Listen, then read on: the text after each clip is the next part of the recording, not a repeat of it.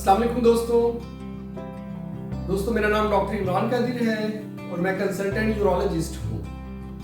दोस्तों, अगर कोई गुर्दों का प्रॉब्लम है जिसमें गुर्दों के अंदर पथरी बन जाती है या गुर्दों का पैदाइशी कोई रुकावट है या मसाने के अंदर कोई प्रॉब्लम है, मसाने के नीचे प्रोस्टेट में दूध बने हुए हैं या फिर पेशाब का कंट्रोल का प्रॉब्लम है, इसके साथ साथ जो मर्दाना अमराज़ मखसूसा है जिसमें मर्दाना बांझपन है या फिर मर्दाना कमजोरी और बाकी इस तरह के सेक्सुअल प्रॉब्लम है, उसके लिए आप मुझे विजिट कर सकते हैं। उसमें मेरा क्लिनिक है आईडीसी की बेसमेंट में, 5 से 8 बजे तक मैं बैठता हूँ।